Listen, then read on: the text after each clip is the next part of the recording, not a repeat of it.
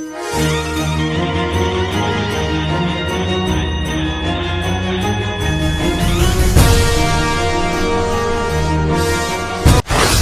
महापालिका निवडणुकीच्या पार्श्वभूमीवर 1609 उमेदवारांनी अर्ज घेतले आहेत. मात्र काँग्रेसतर्फे तर 3 अपक्ष उमेदवारांनीच आत्तापर्यंत अर्ज दाखल केले आहेत. आता अवघे 2च दिवस अर्ज दाखल करण्यासाठी मुदत असल्याने सोमवार व मंगळवारी अर्ज दाखल करण्यासाठी मोठी गर्दी होणार आहे. 23 डिसेंबरपासून अर्ज विक्री व स्वीकृती प्रक्रियेला सुरुवात झाली आहे. उमेदवारांना अर्ज घेणे व दाखल करण्यासाठी 6 ठिकाणी निवडणूक कार्यालय सुरू केले आहे. शेवटच्या दिवसात राजकीय पक्ष व उमेदवारांकडून अर्ज दाखल करण्यासाठी गर्दी होईल. निवडणुकीचा बिगुल वाजताच राजकीय वातावरणासोबतच शासकीय कार्यालयांतही हालचाली वाढल्या आहेत. मात्र लोकशाहीचा उत्सव साजरा होत असताना शासकीय आणि निमशासकीय कर्मचाऱ्यांनी कोणत्याही राजकीय पक्षाची किंवा उमेदवाराची बाजू घेणे त्यांना महागात पडू शकते.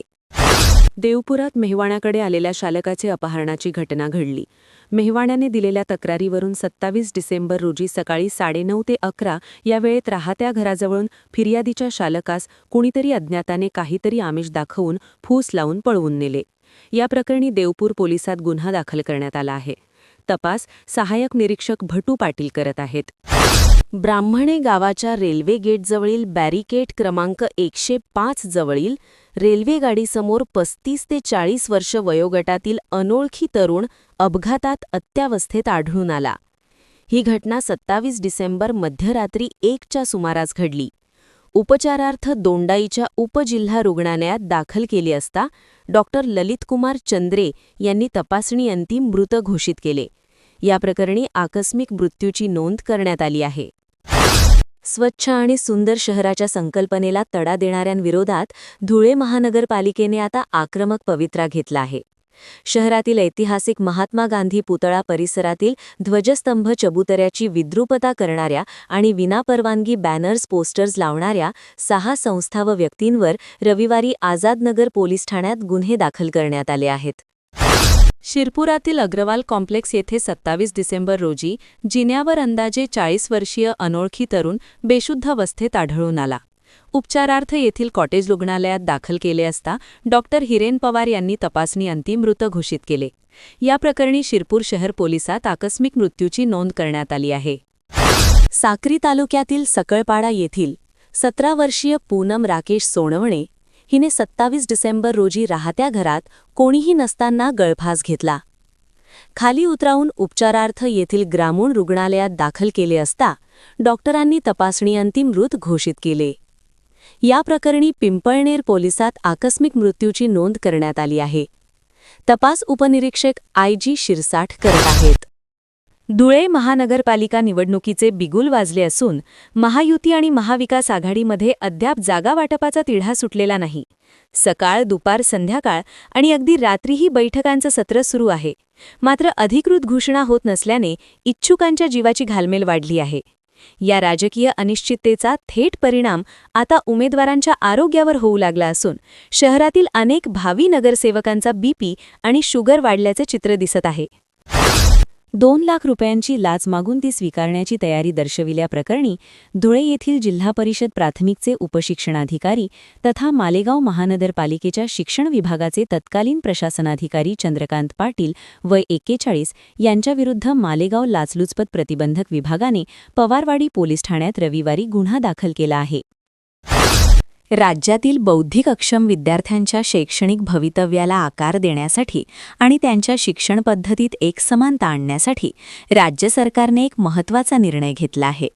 दिव्यांग कल्याण विभागाने विकसित केलेल्या दिशा अभ्यासक्रमाची अंमलबजावणी आता राज्यातील सर्व विशेष शाळांना बंधनकारक करण्यात आली आहे. या निर्णयाची प्रभावी अंमलबजावणी न करणाऱ्या शाळांचे अनुदान थांबविणे किंवा त्यांचे नोंदणी प्रमाणपत्र रद्द करण्याचा निर्णयही दिव्यांग कल्याण विभागाने घेतला आहे. कापूस खरेदी प्रक्रिया जलदगतीने करण्यात यावी व शेतकऱ्यांना कोणत्याही प्रकारची अडचण होऊ नये यासाठी राज्याचे पणन मंत्री तथा जिल्ह्याचे पालकमंत्री जयकुमार रावल हे स्वतः लक्ष ठेवून आहेत. त्या अनुषंगाने पालकमंत्री रविवारी जयकुमार रावल यांनी अचानक दोंडाईचा येथील अभिषेक जिनिंग अँड प्रोसेसिंग या भारतीय कापूस निगमच्या खरेदी केंद्राला भेट देऊन प्रत्यक्ष पाहणी केली. धुळे महानगरपालिका निवडणुकीच्या पार्श्वभूमीवर मतदान केंद्रावर नियुक्त करण्यात येणाऱ्या अधिकारी कर्मचाऱ्यांचे प्रशिक्षण रविवारी पार पडले. या प्रशिक्षणात तब्बल 260 मतदान अधिकारी व कर्मचाऱ्यांनी दांडी मारली. याची गंभीर दखल घेत संबंधितांना नोटीस बजावण्यात येणार आहे. धुळे महानगरपालिका निवडणुकीच्या पार्श्वभूमीवर शहरात शांतता व सुव्यवस्था राखण्यासाठी पोलीस दल ॲक्शन मोडमध्ये आले आहे. 25 डिसेंबर रोजी स्थानिक गुन्हे शाखा आणि शहरातील विविध पोलीस ठाण्यांच्या संयुक्त पथकाने अवैध दारू विक्री आणि जुगार अड्ड्यांवर धडक कारवाई केली. धुळे महापालिका निवडणूक जाहीर झाल्यानंतर उमेदवारी अर्ज दाखल करण्यासाठी आवश्यक दाखले घेण्यासाठी इच्छुक उमेदवार आणि त्यांच्या कार्यकर्त्यांची गर्दी उसळली आहे. आतापर्यंत 1650 वैयक्तिक शौचालय असल्याचे दाखले वाटप झाले आहे. त्यामुळे महापालिकेला 1,60,000चे आर्थिक उत्पन्न मिळाले आहे. धुळे मनपा निवडणुकीत उमेदवारी अर्ज दाखल करताना अर्जासोबत विविध प्रकारचे नाहरकत दाखल जोडावयाचे आहे. त्यात मालमत्ता कर, पाणीपट्टी कर यासह वैयक्तिक शौचालय वापराबाबत दाखले घेण्यासाठी महापालिकेच्या जुन्या इमारतीत सुरू केलेल्या एक खिडकीवर दररोज इच्छुक उमेदवारांची गर्दी होत आहे.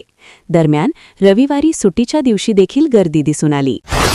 धुळे मनपा निवडणुकीचा बिगुल वाजला असून यावेळी निवडणूक आयोगानं उमेदवारांसाठी एक आगळावेगळा नियम लागू केलाय. आता केवळ प्रतिज्ञापत्र देऊन चालणार नाही, तर प्रत्येक उमेदवाराला शहराचा विकास कसा करणार या विषयावर स्वतःच्या हस्ताक्षरात निबंध लिहावा लागणार आहे.